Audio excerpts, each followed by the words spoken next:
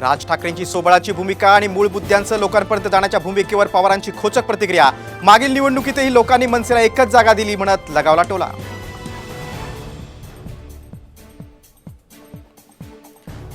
एकनाथ शिंदेने बाजूला करून अमित शहांना फडणवीसांचं सरकार आणायचं आहे। राष्ट्रवादी शरद पवार पक्षाचे नेते जयंत पाटलांचा मोठा दावा।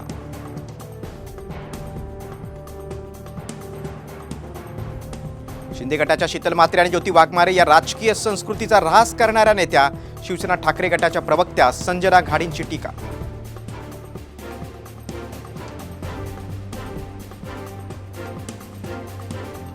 विधानसभा निवडणुकीत यावेळी नक्कीच परिवर्तन होईल। पुढच्या वाढदिवसाला उद्धव ठाकरे महाराष्ट्राचे मुख्यमंत्री असतील, अंबादास दानवेंचा विश्वास।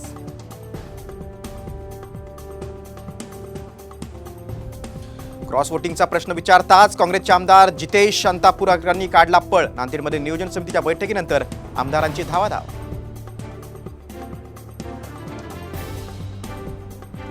अंत्यसंस्कारात लाकडांचा वापर टाळा या राज ठाकरेंच्या वक्तव्यावर नितेश राणेंची टीका। इतर धर्मीयांना सल्ले देण्याचं राज ठाकरेंना आवाहन। अब की बार 400 पार म्हणणाऱ्यांना उद्धव ठाकरेंनी अब की बार तडीपार केलं। ठाकरेंवरील याच रागापोटी मोदी सरकार महाराष्ट्राला पैसे देत नाहीत, भास्कर जाधवांचा आरोप।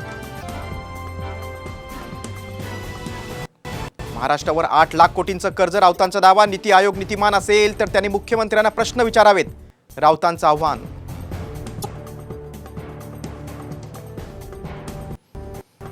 मंत्र्यांसमोरच लोकप्रतिनिधींचे ड्रायव्हर भिडले। धैर्यशील मानेंचे आणि राहुल आवाड्यांचे ड्रायव्हरांची एकमेकांना पट्ट्यानं मारहाण।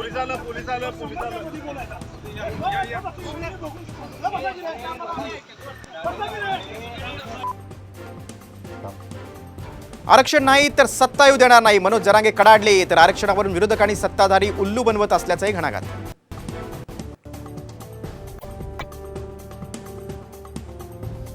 नक्षलवादी महिलेचं गडचिरोली पोलिसांसमोर आत्मसमर्पण। 2022 ते 2024 या काळात आतापर्यंत एकूण 23 जहाल नक्षलवाद्यांचं आत्मसमर्पण।